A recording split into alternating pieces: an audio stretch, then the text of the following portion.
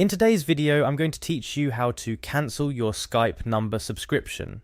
Whether you're streamlining your communications or just looking to cut down on costs, managing your subscriptions is an essential part of staying on top of your digital life.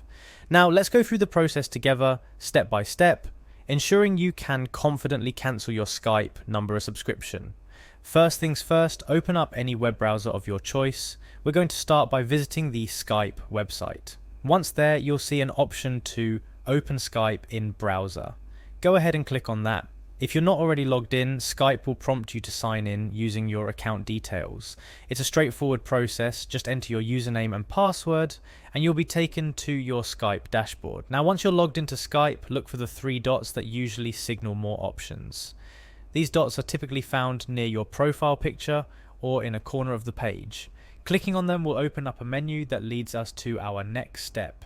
From the menu that appears, we're looking for the Settings option. Click on Settings to open up the various settings available for your Skype account. This is where you can adjust anything from your account details to your preferences. After opening the Settings menu, you're going to want to click on Your Account. This area of Skype contains all your account information and subscription details. It's essentially the hub for managing your Skype presence. Now to the meat of the matter. Inside your account settings, look for the Skype number section.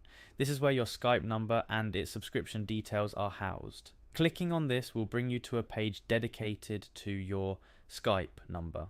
Here you should clearly see the option to cancel your Skype number subscription. It's usually marked as cancel or manage. Skype might ask you to confirm your decision or to provide a reason for the cancellation. It's part of their feedback process to improve services, so feel free to share your reason if you're inclined.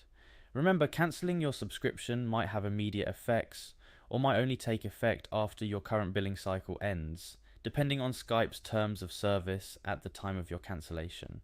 Additionally, it's always a good idea to check for any potential refunds and how they will be processed. And that's basically it. You've now successfully navigated through the process of cancelling your Skype number subscription.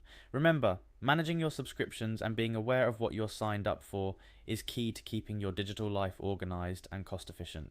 Thanks for following along with this guide. If you found this helpful, consider subscribing for more tips and tricks on managing your online accounts and subscriptions. See you in the next video.